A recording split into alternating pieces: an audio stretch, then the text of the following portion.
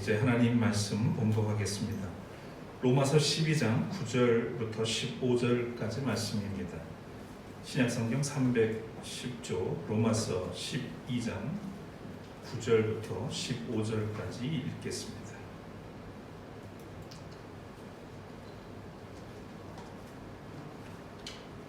사랑에는 거짓이 없어야 합니다. 악한 것을 미워하고 선한 것을 굳게 잡으십시오. 형제의 사랑으로 서로 다정하게 대하며 존경하기를 서로 먼저 하십시오. 열심을 내어서 부지런히 일하며 성령으로 뜨거워진 마음을 가지고 주님을 섬기십시오. 소망을 품고 즐거워하며 환난을 당할 때에 참으며 기도를 꾸준히 하십시오. 성도들이 쓸 것을 공급하고 손님 대접하기를 힘쓰십시오. 여러분을 박해하는 사람들을 축복하십시오. 축복을 하고 저주하지 마십시오. 기뻐하는 사람들과 함께 기뻐하고 우는 사람들과 함께 우십시오. 이는 하나님의 말씀입니다. 하나님께 감사드립니다.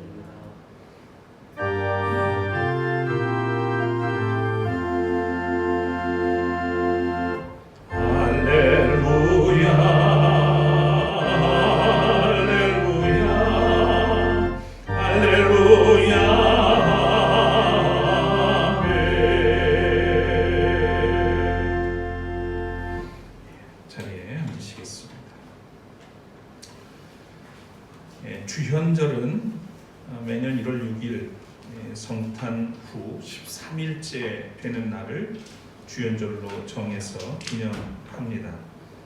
이 주현이라고 하는 말, 영어로는 에피파니라고 하는 말을 쓰는데 헬라어 에피파니아라고 하는 나타남, 또 출현이라고 하는 뜻에서 유래되었습니다. 예수의 신성이 최초로 공식적으로 나타난 것을 뜻합니다. 이를 서방 기독교에서는 동방박사가 예수를 찾은 때로 보고, 또 동방교회에서는 세례자 요한이 예수님에게 세례를 베푼 때로 보기도 합니다. 여하튼 주현절은 그리스도께서 세상에 하나님과 구세주로 나타나신 것을 생각하는 절기입니다.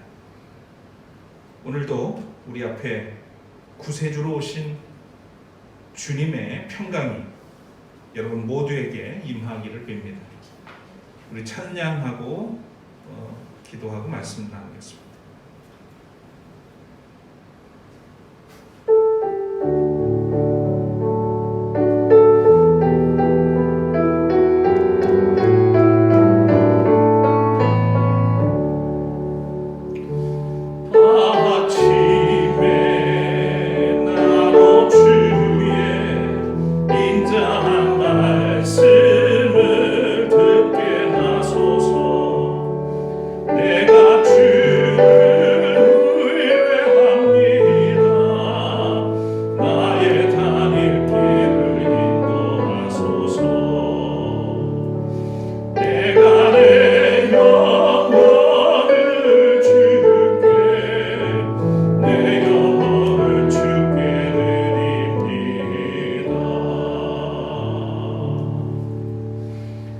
오늘도 우리에게 생명을 주시고 예배자로 삼으신 하나님, 주님 앞에 이 시간 우리의 온 몸과 마음과 뜻과 정성을 모두 드립니다.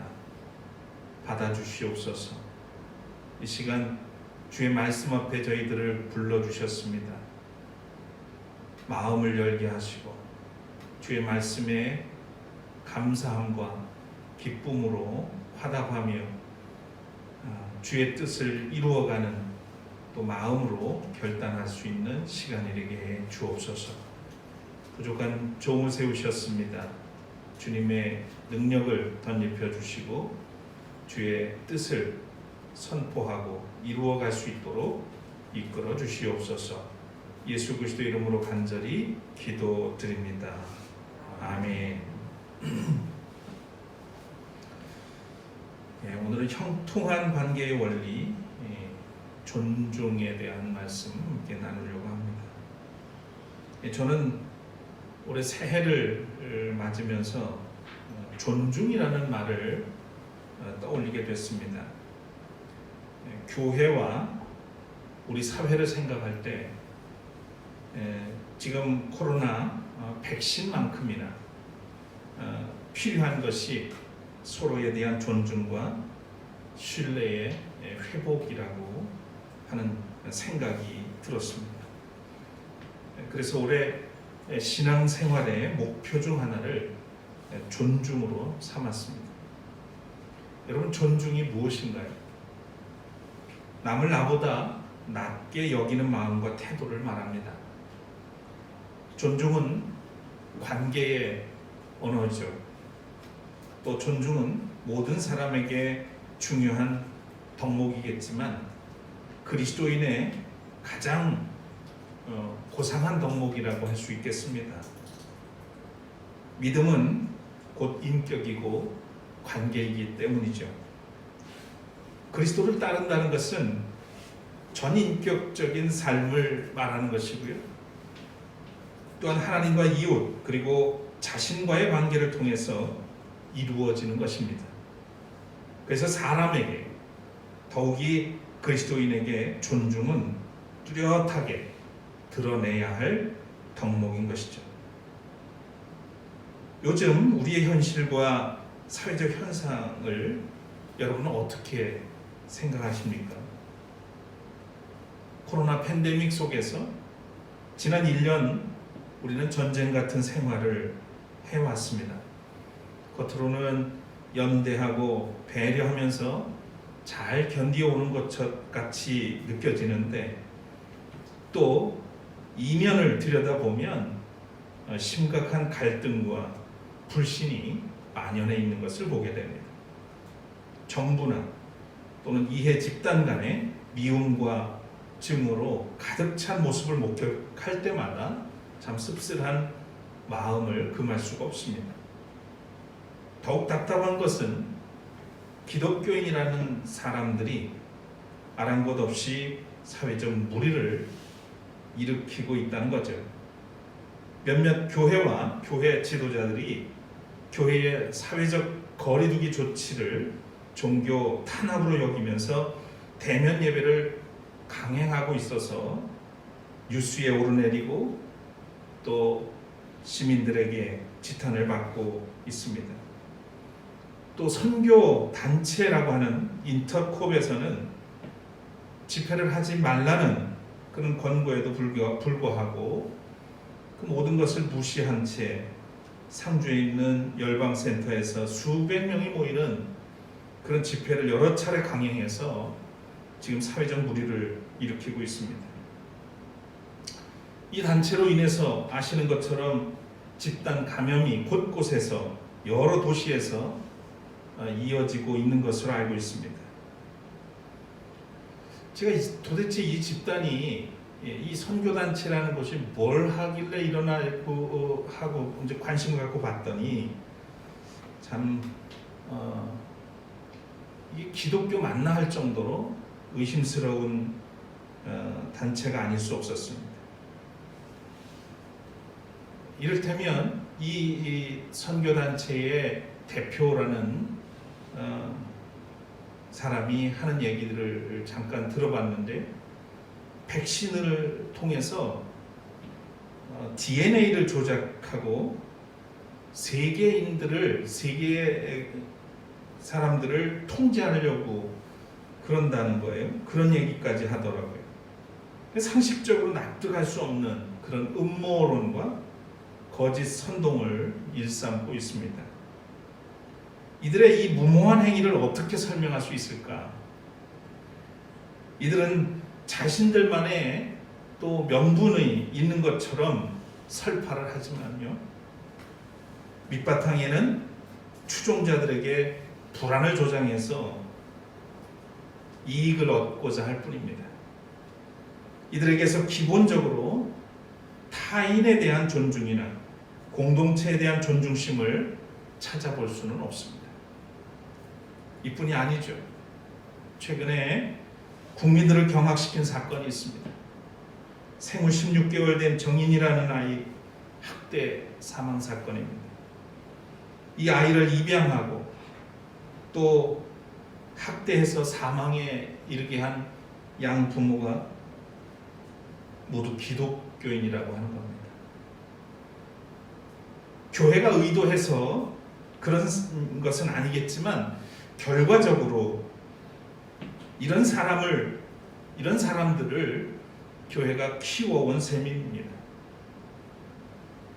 만일 이들에게 예수님처럼 생명에 대한 존중이나 아이를 존중하는 마음이 있었다면 이런 일은 일어나지 않았을 겁니다. 결국 눈앞에 보이는 자신의 이익이나 목적에 눈이 멀었고 그리스도인에게 있어야 할 덕목인 타인에 대한 존중은 안중에도 없었던 결과라고 할 수 있겠죠. 어쩌다가 이 지경에 이르게 되었을까요? 우리는 어려서부터 상대방을 배려하고 존중하는 법을 배우기보다는 경쟁에서 이기는 법만 가르쳐 왔고 그리고 배웠습니다. 그래서 다른 사람을 존중하기보다는 함부로 대하고 무례하고 또는 상대방을 비하하는 일에 익숙한 것이 사실이 아닌가 싶습니다. 또한 우리 그리스도인들은 선택적 복음, 선택적 진리에 길들여지고 있는 것 같습니다. 무슨 말입니까? 이 선택적 복음, 선택적 진리라는 것 무슨 뜻일까요? 자신이 원하거나 믿고 싶은 것만 골라서 믿고 따른다는 것을 말합니다. 듣고 싶은 것만 듣고 입맛에 맞는 것만 먹는 것, 그런 것과 같은 것이죠. 단 것은 삼키고 쓴 것은 좋은 약이라 할지라도 거부합니다. 당연한 듯 보이지만 이것은 틀렸습니다. 왜 그렇습니까? 기준이 자기에게 맞추어져 있기 때문입니다. 주님의 마음, 주님의 가르침, 그 주님은 액세서리 정도로 취급하고 있기 때문이죠. 이것은 신앙이 아니라 유희입니다. 우리가 하나님의 사랑과 은혜를 받았다는 것, 또 받는다는 것, 또 하나님이 독생자를 세상에 보내신 것은 곧 하나님이 우리를 극진히 존중하신다는 의미죠. 존중을 받아온 사람이 남을 존중합니다. 부모에게 존중을 받고 자란 아이가 또한 살아가면서 다른 사람을 존중하게 됩니다.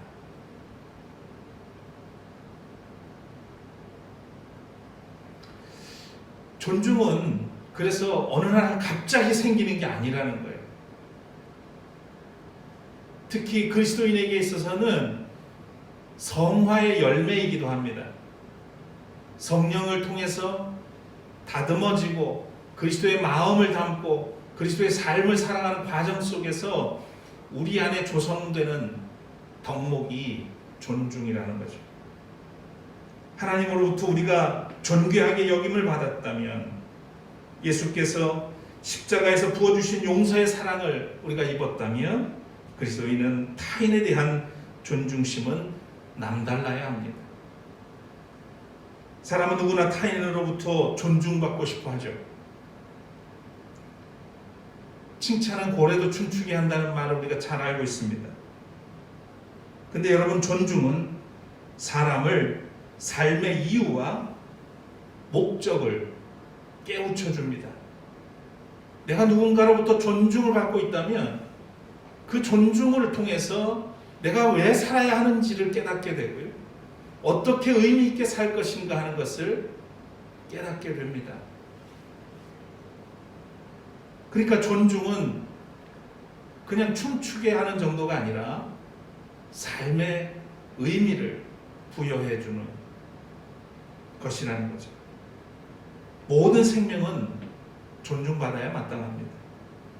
존귀하신 창조주의 계획과 섭리를 통해서 모든 생명은 고유한 목적과 의미를 지니고 태어났기 때문이죠.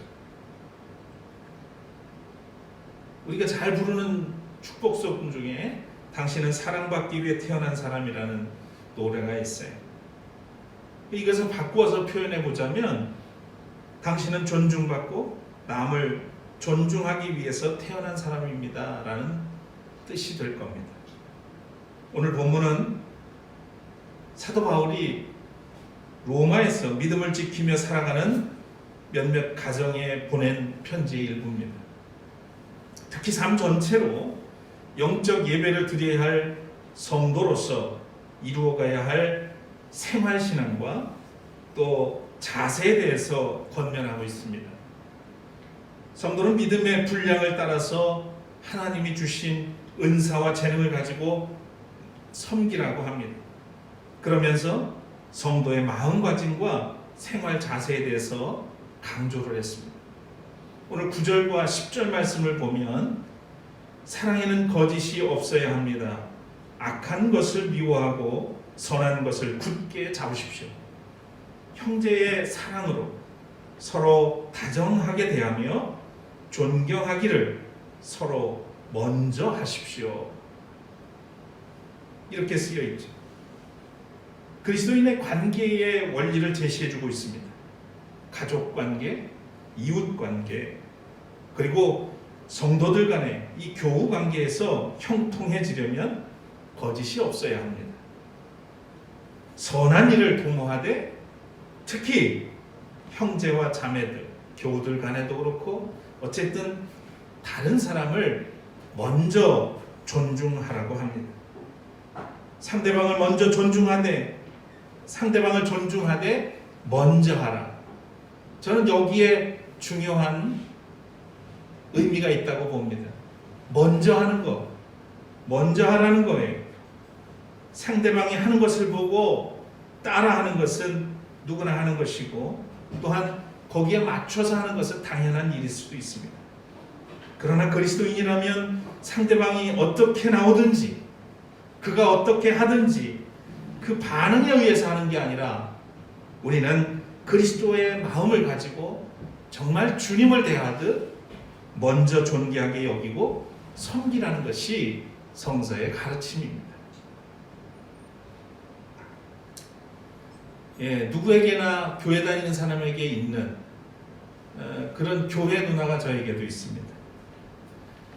고등학교 때 인천에서 교회를 다닐 때였는데 그때 그 교회에 사무원으로 일하던 누나가 있었습니다.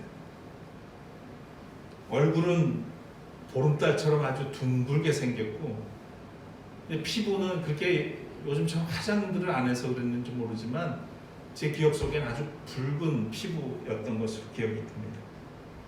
이 누나는 유독 눈이 컸습니다. 강화도에서 인천으로 유학을 와서 고등학교를 졸업하고 교회의 사무원으로 일하고 있었습니다. 교회 사무원이 제가 이 누나 옆에서 보면서 이제 많이 봐왔습니다만 참 어렵고 고달픈 일이더라고요. 목회자들을 여러 명의 목회자들을 섬겨야 되고 뒷바라지를 해야 되는 거죠. 그리고 교회 행정은 물론이고 교인들의 어떤 여러 가지 요구사항 이런 것까지를 조절해가면서 이걸 해결하는 그런 참 많은 일들을 해야 되는 그런 상황이더라고요. 참 묵묵히 그 일들을 하는 누나였습니다. 아마 저보다는 대여섯 살이 많은 것으로 기억이 되는데 저를 굉장히 친동생처럼 다독여주기도 하고 가끔은 맛있는 것도 사주는 그런 교회 누나였어요. 그리고 제 이야기도 많이 들어줬습니다. 아시는 분은 아시겠지만 제가 어린 나이에 어쨌든 부모님을 여였고 그 청소년 시기를 정말 교회 생활을 하면서 그나마 큰 문제 없이 자랐던 것, 그 중에는 이런 교회 문화 때문이기도 하다고 저는 생각을 합니다. 지금 기억나는 것 중에 하나는 제가 고등학교 2학년 때 처음 이 누나 손에 이끌려가지고 아주 좋은 레스토랑 같았어요. 그런데 가서 비엔나 커피를 처음 마셔본 경험이 있는데 바로 이 누나가 사준 거예요. 지금 보니까 라떼 같기도 하고 옛날에 그때 당시에는 비엔나 커피예요. 처음 경험하는 거였어요. 그래서 더 기억이 생생합니다. 아무튼 교회에 가면 제일 먼저 목회자들보다도 이 누나한테 가서 인사를 했고 또 주말쯤 되면 주보 접는 일, 뭐 1000개 이상 막 접고 그랬던 때였는데 혼자 하기 어려운 일을 같이 제가 좀 도와드렸고 자원에서 틈틈이 이 누나를 돕곤 했습니다. 지금 돌아와서 생각을 해봤어요. 왜 내가 그렇게 누나를 따랐을까? 또 그렇게 열심히 돕고 그러면서 교회 생활을 했을까? 그것은 누구보다도 내가 그 누나로부터 존중받고 있다는 생각 때문이 아니었을까 싶습니다. 실제로 지금 돌아보니 하찮은 나에게 아무 관계없이 그저 그냥 교회 공동체의 한 학생인데 저한테 관심을 가져주고 이런 존중해주는 그 마음이 아마도 제가 교회 생활을 더 즐겁고 행복하게 하도록 만들었을 뿐만 아니라 그 하나님의 은혜를 경험하게 해주고 마음 따뜻하게 성장할 수 있게 하는 아주 귀중한 기회가 아니었나 싶습니다. 내가 먼저 한 것이 아니라 그 누나가 먼저 나를 존중해 주었다는 얘기입니다. 이 고교 시절의 교회 생활을 떠올리면 지금도 그 보름달 같은 그 누나의 얼굴이 선명하게 오릅니다. 지금은 그 모습은 아닐 수 있습니다. 제가 신학생이 돼서 다른 교회로 떠난 후에 누나는 감신대학에 진학해서 지금은 목사가 돼서 강화도에서 어르신들을 섬기는 그 사역을 하고 있습니다. 먼저 존중하면 더 많은 사람에게 사랑받고 존경을 받습니다. 너희가 먼저 하라, 죽게 하듯 하라. 이것이 삶이 형통하게 되고 또 관계가 형통하게 되는 하나님 나라의 원리입니다. 복음서에 나타난 예수님의 삶은 그 자체가 존중으로 이해됩니다. 주님은 그들의 학벌이나 지위나 재산 같은 조건을 보고 상대하지 않았습니다. 존재 자체를 인격적으로 대하고 존중하셨죠. 죄인들에게 벗이 되어 주셨습니다. 아무도 관심 두고 있지 않은 삭개오 같은 사람에게 그 집에 함께 머물면서 친구가 되주죠. 고난당하는 사람들과 가난한 사람들에게 어깨동무가 되셨습니다. 질병으로 고통당하는 사람들을 존귀하게 여기시고 치유하고 회복시켰습니다. 어린 아이들과도 허물없이 놀아주셨습니다. 이런 예수님의 자세와 마음을 어떤 말로 정의할 수 있을까요? 저는 존중이라는 말밖에는 설명할 방법이 없습니다. 예수님은 모든 사람을 그들의 겉모습이나 조건을 가지고 상대적으로 하신 것이 아니라 아버지의 그 사랑하심을 가지고 그 긍휼히 여기시는 그 마음 하나로 모두를 존중했다는 것을 성서를 통해서 보게 됩니다. 예수님의 가르침도 여러분 함께 생각해 보십시오. 산상수훈에 보면 예수님께서 이런 말씀을 하십니다. 너희가 심판을 받지 않으려거든 남을 심판하지 말아라. 너희가 남을 심판하는 그 심판으로 하나님께서 너희를 심판하실 것이요. 남을 심판하지 말라는 말은 다른 사람을 함부로 판단하지 말라는 말씀입니다. 적극적으로 표현하면 타인을 존중하라는 말이죠. 또 7장 12절에는 그러므로 너희는 무엇이든지 남에게 대접받고자 하는 대로 너희도 남을 대접하여라. 이렇게 말씀하십니다. 우리 이것을 황금률이라 하죠. 이 황금률에 담긴 본뜻이 무엇입니까? 역시 존중입니다. 내가 먼저 존중받고자 하지 말고 먼저 존중해라. 오늘 사도 바울도 먼저 존경하십시오 라고 가르칩니다. 우리가 하나님의 사랑을 받고 그리스도의 은혜를 입었다면 사람들을 먼저 존중해야 합니다. 차별하지 말라는 말은 소극적인 표현이에요. 지금 우리 사회는 기독교인들의 집단 행동으로 차별금지법조차 입법하지 못하고 있는 실정입니다. 나름의 다 이유들은 가지고 있습니다. 차별하지 말자고 하는 그런 법조차 만들어지지 못하고 있는 이런 상황. 그런데 여러분, 주님은 차별하지 말라는 것은 너무 당연한 것이고 그것을 넘어서 존중하라고 말씀한단 말이에요. 먼저 존중해라.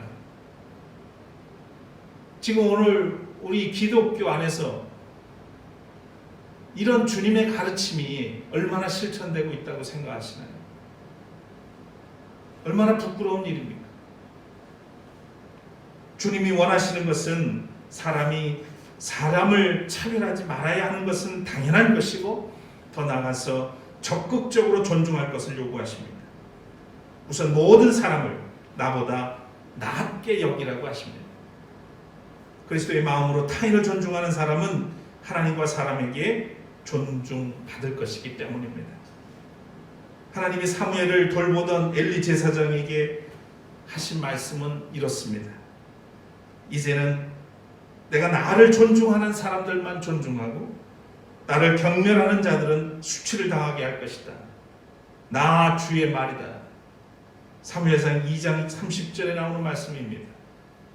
하나님은 하나님을 경외하고 사람들을 존중하는 사람을 존중할 것이라고 하셨습니다. 존중은 모든 관계를 형통하게 하는 원리입니다. 사랑하는 교회 여러분, 존중한다는 것은 남의 이야기를 관심을 가지고 경청하는 것입니다. 존중한다는 것은 남의 말과 행동을 이해하는 것입니다. 존중한다는 것은 남을 나보다 낮게 여기는 것입니다.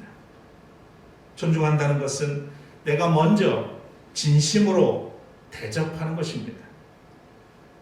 존중한다는 것은 이웃을 내 몸처럼 아끼고 사랑하는 것입니다. 존중한다는 것은 사람을 주님께 하듯 대하는 것입니다. 미국의 존 비비어 목사라는 분이 있습니다. 형통한 그리스도인의 비밀 존중이라고 하는 책을 썼습니다. 그리스도인의 대인관계를 푸는 해법과 또 행복한 영성의 비밀을 이 책에서 밝혀줍니다. 그 책의 한 대목을 읽어드리는 것으로 오늘 강론을 마무리하겠습니다. 십자가에서 죽기까지 우리를 최고의 수준으로 존중하신 예수님의 사랑으로 지체들을 존중하도록 간구하라.